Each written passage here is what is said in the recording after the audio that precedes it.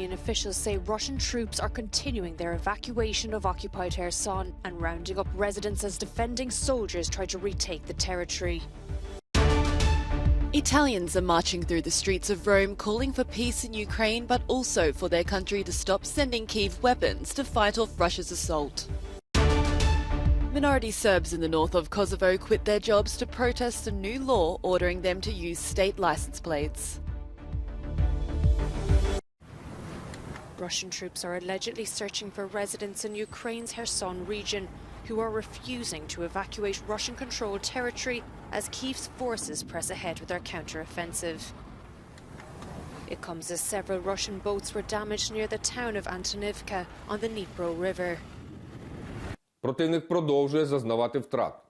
The enemy continues to suffer losses, says Ukrainian army spokesperson Alexander Stupan.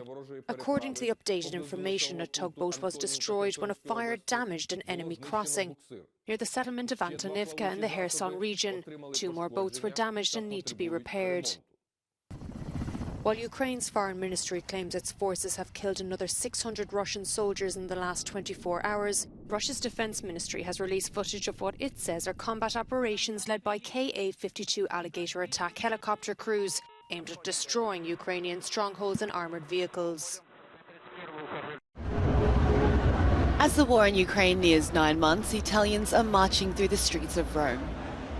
They're calling for peace in Ukraine, but also for their country to stop sending Kyiv weapons to fight off Russia's assault. Former leaders joined the rally, which was organised by major trade unions as well as the Catholic movement community. Roberto Morero, member of the People's Union, says those who look at weapons as a solution are not part of pacifism. I believe that any weapons are instruments of mass destruction and will quickly lead to the collapse of humanity. Is that utopian talk? It may be. NATO founding member Italy has supported Ukraine since the start of the war, and new far-right Prime Minister Giorgia Meloni says that will not change, and the government is expected to be sending more weapons soon. But some say Italy should be stepping up negotiations instead.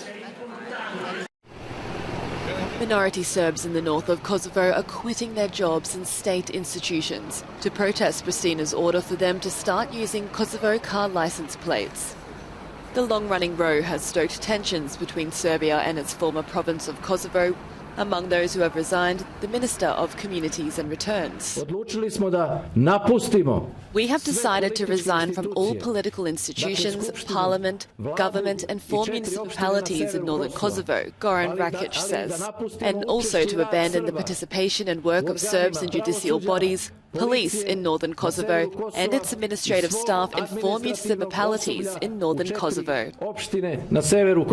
The minister says the representatives of the 50,000-strong Serb minority will not consider returning unless Pristina abolishes the order for them to switch their car license plates. Kosovo's Prime Minister has told them not to fall prey to political manipulations and geopolitical games. Thousands of people have attended a candlelight vigil in Seoul to honour the 156 killed in last week's Halloween crowd crush. The victims, mostly young people, were among the estimated 100,000 people who went to the popular Itaewon district to celebrate. Public anger is growing over one of the country's deadliest peacetime disasters, as police admit to insufficient planning. In another climate protest, activists from Greenpeace and the Extinction Rebellion blocked a number of private jets from taking off from Amsterdam's Schiphol airport. On the eve of the COP27 climate talks in Egypt, protesters said they want to ban unnecessary short-haul flights and private jets. Police say they arrested a number of the protesters for being on the tarmac without authorization. 2 climate activists glued themselves to 2 masterpieces by Spanish romantic painter Francisco Goya on Saturday. Housed at the Prado Museum in Madrid, the protest did not damage the paintings, but the demonstrators wrote 1.5 degrees Celsius on the wall between the 2 works before they were arrested. The figure refers to the Paris Climate Accord to cap global warming just above pre-industrial levels.